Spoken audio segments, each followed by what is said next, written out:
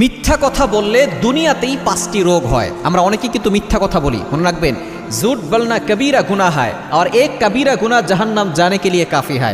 মিথ্যা কথা বলা হচ্ছে কবিরা গুনাহ, আর একটা কবিরা গুনাহ জাহান্নামে যাওয়ার জন্য যথেষ্ট। এজন্য মিথ্যা কথা যারা বলে তারা কিন্তু অনেক ভয়ঙ্কর অপরাধ করে। কিন্তু দুঃখজনক হলেও সত্য, আমাদের ম্যাক্সিমাম মুসলমান একেবারে ফজর থেকে নিয়ে দেখা যাচ্ছে ঘুম থেকে ওঠার পর থেকে নিয়ে ঘুমানোর আগ পর্যন্ত কথায় কথায় মিথ্যা বলে। এই মিথ্যা বলা থেকে দূরে সরে আসতে নবী সাল্লাল্লাহু আলাইহি ওয়াসাল্লাম জানিয়ে দিয়েছেন, এই মিথ্যা কথার দুর্গন্ধ হচ্ছে এত বেশি, যদি এই মিথ্যা কথার দুর্গন্ধের কারণে দেখা যাচ্ছে ফেরেশতারা তার থেকে 100 হাত দূরে থাকে, 100 মাইল দূরে থাকে। সুতরাং এই মিথ্যা কথা কখনো বলবেন না।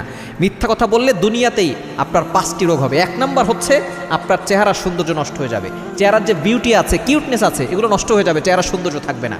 2 নাম্বার হচ্ছে আপনার অন্তর মরে যাবে, আপনার তখন ভালো কাজ আর ভালো লাগবে না।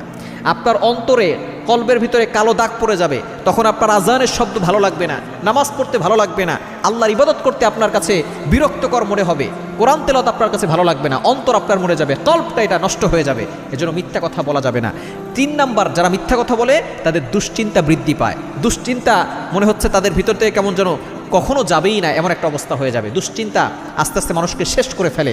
এই ডিপ্রেশনে যারা থাকে, ফার্স্ট্রেটেড পিপল যারা, তারা কিন্তু আস্তে আস্তে বড় ধরনের সমস্যার ভিতরে পড়ে যায়, স্ট্রোক করে ফেলে, হার্ট অ্যাটাক করে ফেলে। হার্ট অ্যাটাকের ঝুঁকি বাড়ে দুশ্চিন্তার কারণে। এই জন্য যখন আপনি মিথ্যা কথা বলবেন, এই দুশ্চিন্তা বেড়ে যাবে। দুশ্চিন্তা বেড়ে গেলে কিন্তু আপনার সমস্যা হয়ে যাবে। এবং 4 নাম্বার হচ্ছে স্মৃতিশক্তি দুর্বল হয়ে যায়, আপনার স্মৃতিশক্তি আস্তে আস্তে দুর্বল হয়ে যাবে।